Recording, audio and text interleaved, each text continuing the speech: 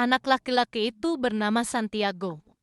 Senja sudah menjelang ketika dia tiba bersama kawanan dombanya di sebuah gereja yang terbengkalai. Atap gereja itu sudah runtuh lama berselang. Dan sebatang pohon sikamor yang sangat besar tumbuh di tempat Kristi pernah berdiri. Anak itu memutuskan bermalam di sana. Dia memastikan seluruh kawanan dombanya masuk melalui pintu pagar yang sudah rusak. Kemudian dibalangnya pagar itu dengan beberapa potong papan, agar domba-dombanya tidak melarikan diri di malam hari. Tidak ada serigala di daerah tersebut, tapi pernah ada dombanya yang tersesat di malam hari, dan keesokan harinya, si anak lelaki harus mencarinya sepanjang hari. Disapunya lantai dengan jaketnya, lalu dia merebahkan diri berbantakan buku yang baru selesai dibacanya. Dalam hati, dia meniatkan diri akan mulai membaca buku-buku yang lebih tebal. Buku-buku tebal habisnya lebih lama dan lebih enak dijadikan bantal. Masih gelap ketika dia terbangun, dia menengadah dan melihat bintang-bintang melalui atap yang sudah setengah hancur itu. Aku ingin tidur lagi sebentar, pikirnya. Malam itu mimpi yang sama kembali dialaminya, seperti minggu lalu. Dan kali ini pun dia terjaga sebelum mimpi itu berakhir.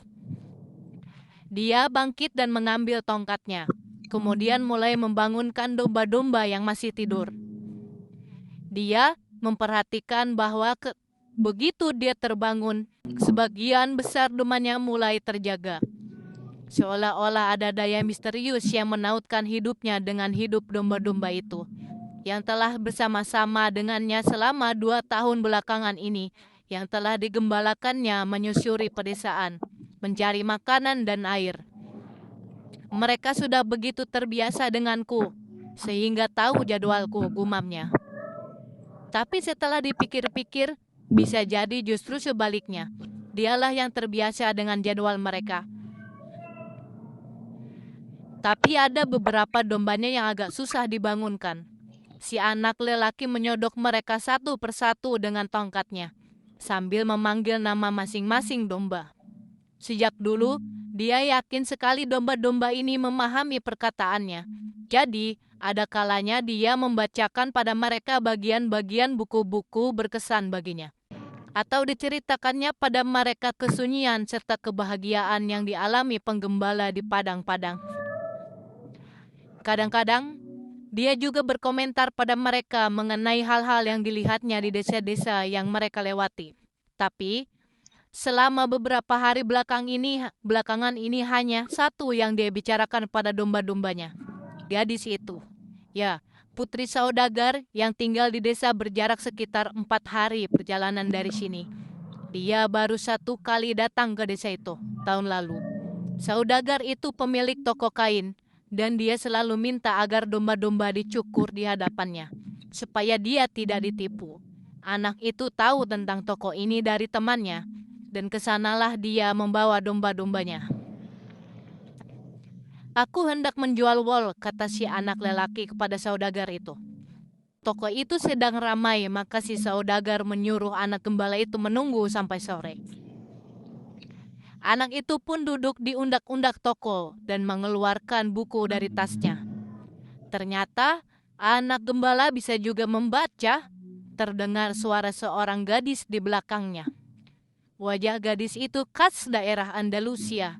Rambutnya hitam bergelombang dan sepasang matanya samar-samar mengingatkan akan bangsa Moor penakluk. Ya, biasanya aku lebih banyak belajar dari domba-dombaku daripada dari buku-buku, saut si anak. Selama 2 jam berbincang-bincang, gadis itu menceritakan bahwa dia putri sang saudagar. Dia juga menceritakan kehidupan di desa yang dari hari ke harinya selalu sama. Si anak gembala menceritakan pedesaan Andalusia, serta berbagai berita dari kota-kota yang pernah disanggahinya. Senang rasanya kali ini teman bicaranya bukanlah domba-dombanya. Bagaimana kau belajar membaca? Tanya gadis itu di tengah obrolan mereka. Seperti orang-orang pada umumnya, sahut si anak gembala di sekolah. Kalau kau bisa membaca, mengapa kau cuma menjadi gembala? Si anak lelaki menggumam-gumam tak jelas untuk menghindari menjawab pertanyaan gadis itu. Dia yakin si gadis tidak bakal mengerti. Maka dia meneruskan bercerita tentang pengalaman-pengalamannya. Dan sepasang mata gadis itu terbelalak heran bercampur takut. Waktu berlalu, dan si anak lelaki berharap hari itu tidak bakal berakhir. Dia berharap ayah gadis itu terus sibuk, sehingga dia bisa menunggu di sini 3 hari lagi. Dia menyadari dia merasakan sesuatu yang belum pernah dialaminya, hasrat untuk menetap di suatu tempat selama-lamanya bersama gadis berambut hitam kelam ini. Hari-harinya takkan pernah sama lagi. Namun akhirnya saudagar itu muncul dan meminta si anak mencukur 4 dombanya. Kemudian dia membayar harga wol itu dan meminta si anak gembala datang kembali tahun depan. Sekarang tinggal 4 hari lagi. Dia akan tiba di desa yang sama itu. Dia berdebar-debar, sekaligus gelisah. Barangkali gadis itu sudah melupakannya. Banyak gembala lewat di situ, menjual wol mereka. Tidak apa, katanya pada domba-dombanya. Aku kenal gadis-gadis lain di tempat-tempat lain. Tapi di hatinya, dia tahu tidak demikian halnya. Dia juga tahu bahwa gembala, seperti halnya para pelaut dan pedagang keliling, selalu menemukan tambatan hati di suatu kota yang sanggup membuat mereka lupa akan kesenangan mengembara sesuka hati.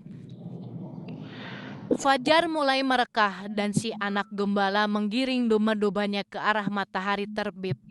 Domba-domba ini tidak perlu membuat keputusan apapun, pikirnya. Mungkin itu sebabnya mereka selalu dekat-dekat aku. Yang penting bagi domba-domba itu hanyalah makanan dan air.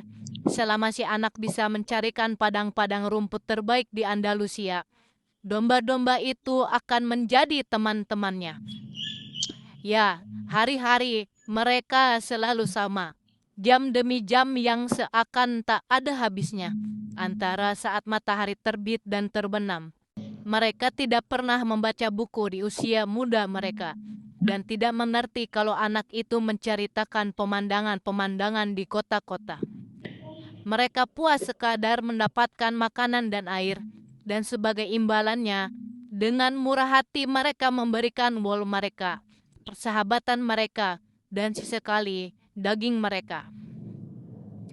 Andai hari ini aku menjadi monster dan memutuskan membunuh mereka satu persatu, mereka baru akan menyadarinya saat sebagian besar kawanan ini sudah terbantai, pikir anak gembala itu. Mereka mempercayaiku dan mereka sudah lupa bagaimana mengandalkan insting-insting mereka sendiri, sebab akulah yang menggiring mereka untuk mendapatkan makanan. Anak itu merasa terkejut dengan pikiran-pikirannya sendiri.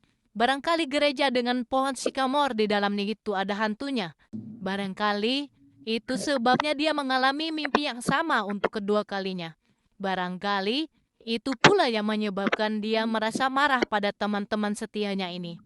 Dia minum sedikit anggur yang tersisa dari makan malamnya kemarin dan dirapatkannya jaketnya ke badannya. Beberapa jam lagi, saat matahari mencapai titik puncak, hawa akan sangat panas, dan dia takkan bisa menggembala kawanan dombanya di padang-padang. Pada saat-saat demikian, seluruh penduduk Spanyol tidur selama musim panas. Hawa panas itu berlangsung hingga menjelang malam, dan dia harus membawa jaketnya sepanjang waktu itu. Hampir saja dia mengeluhkan beratnya jaket itu.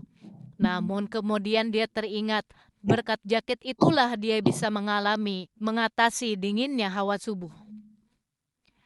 Kita harus siap menghadapi perubahan, pikirnya. Dan dia bersyukur memiliki jaket tebal dan berat itu. Jaket itu memiliki tujuan. Begitu pula si anak laki-laki itu.